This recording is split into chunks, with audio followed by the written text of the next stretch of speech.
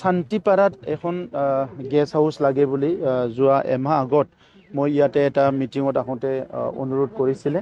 সেই হিচাপে আজি ইয়াৰ আধাৰশিলা স্থাপন কৰা হ'ল।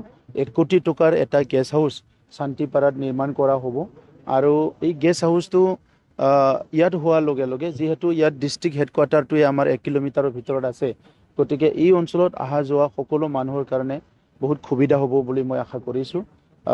আমাৰ চিৰাং জিলা লাহে লাহেকৈ বহুত উন্নতিৰ ফালে আগবাঢ়ি আছে। জিলাখন আমাৰ এটা সৰু জিলা হ'লেও ইয়াত যিখিনি সুবিধা আছে, BRPL আছে আৰু বিভিন্ন অনুষ্ঠান প্ৰতিষ্ঠানবিলাক ইয়াত আহি আছে। গতিকে চিৰাং জিলাখন আমাৰ 5খন জিলাৰ ভিতৰত বৰ্তমানৰ এটা উন্নত জিলা হ'বলৈ গৈ আছে, ইয়াত কোনো সন্দেহ নাই। গতিকে আজি শান্তিপাৰাত এখন গেষ্ট হাউচৰ আধাৰশিলা স্থাপন কৰিবলৈ পাই মই আনন্দিত হৈছোঁ। ইয়াৰ ওচৰতে এখন গোৰ্খা ভৱন হ'বলৈ গৈ আছে, ডাঙৰ গোৰ্খা ভৱন হ'ব 10 কোটি টকাৰ। আৰু তেনেকুৱা ইয়াত ষ্টেডিয়ামৰ কাম অলৰেডি চলি আছে। হস্পিটেলৰ যিটো সমস্যা সেইটো সমাধান কৰাৰ কাৰণে মই যোৱাকালি কিছুমান ৰিভিউ লৈছোঁ। বহুতখিনি কাম আমাৰ আগবাঢ়ি আছে।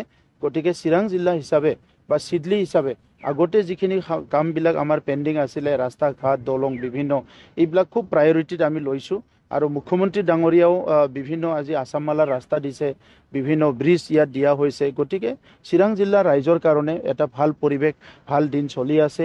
সেইকাৰণে যোৱা নিৰ্বাচনত আমাৰ MLA ইয়াত আমাৰ দলৰ জিকিছে, MP আমাৰ জিকি গ'ল। আৰু বাই ইলেকশ্যনে হওক বা অনাগত যি ইলেকশ্যনে আহক, চিৰাং জিলাৰ ৰাইজে আমাৰ লগত আছে, চিডলিৰ ৰাইজে আমাৰ লগত আছে, এইটো ইতিমধ্যে প্ৰমাণ হৈছে।